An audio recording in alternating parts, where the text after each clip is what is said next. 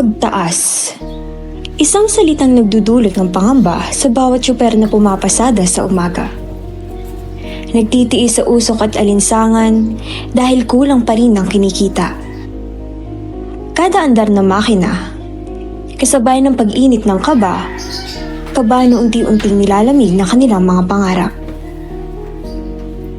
Sa bawat patak ng langis, may bahaging napupunta sa pangarap, sa pagkain sa hapag, at sa kinabukasang pilit sinusundan. Ngunit sa likod ng manibela, may dalawang mukha ng pag-asa ang sumasalubong sa pagsikat ng araw.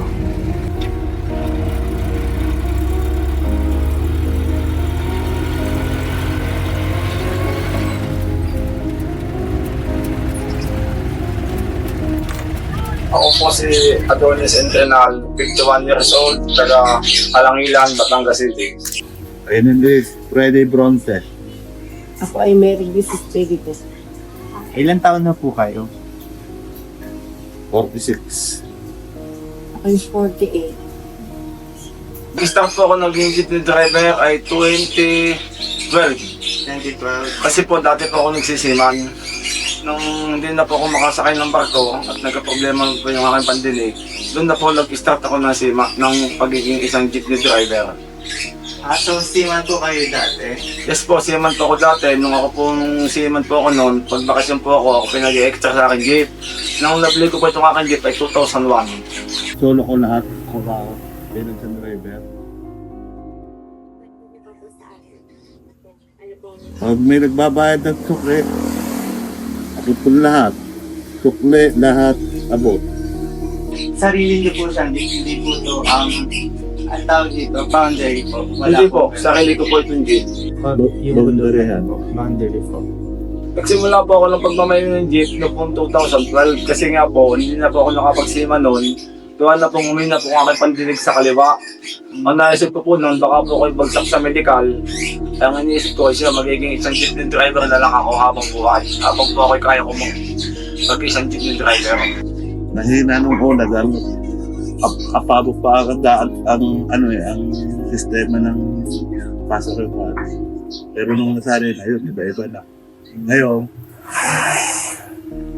naman ay mahina dahil mataas na. Sila ito natutunan.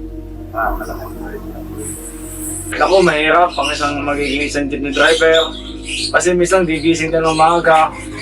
Pag-gising mo ng maaga, babiyahe ka na naman. Init, pagod, puyat, nado na lahat eh. At to, minsan nagpapasaya ka sa mga pasahero. Yun lang talaga sa akin, hindi ko makaya yung minsan yung kanto.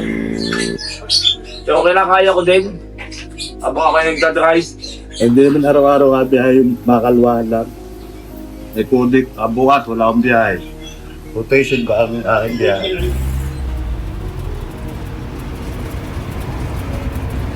Yun ang sistema ng Batangas Power. Kaya tulad ng mabinit lemire, araw-araw yan, sa bench lang, kudik. May makalwahan, bawal.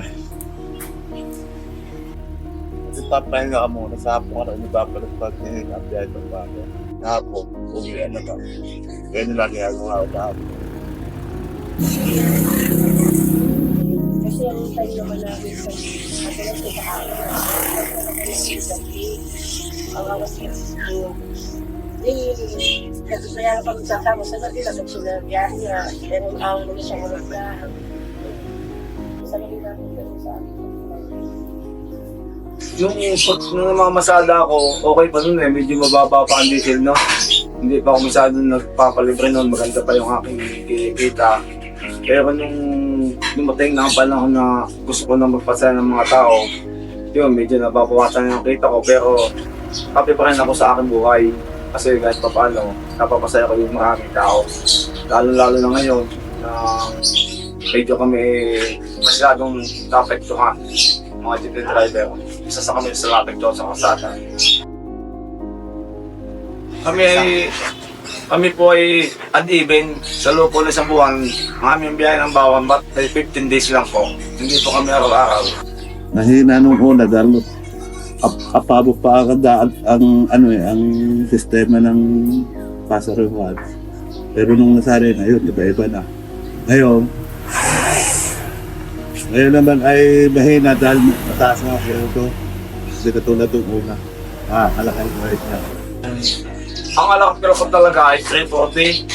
340. Tapos sa mga anong oras po kayo umaalis dito? Siguro po mga 5 a.m. po. Maalis na po kayo dito. Pumunta po ako sa akin punta ng Batangas City, bawal papaya. Opo, kasi bawal po ako magpasakay dito sa akin sa Alangilan eh. Pero ako po ng Batangas City, bawal. Yun po, nag-uumpisa na po ako noon.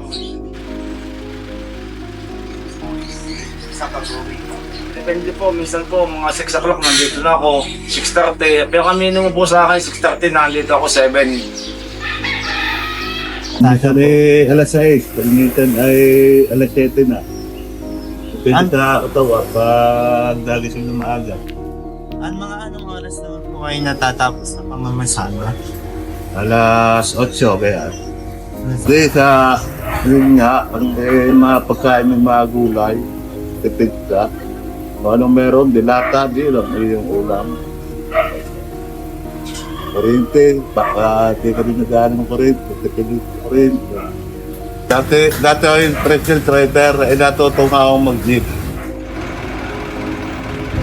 May nagturo sa akin, nagtundok muna ako sa biyahe, kaya ako natutong mag-jeep. Hanggang yung isa kong driver naawa sa akin, tinuruan niya ako magpaneho. Pagkaturo, tinatupot niya ako ng lisensya. Pagkatubos ko, nagsimula na akong pumiyahe no. Alam mo tayo.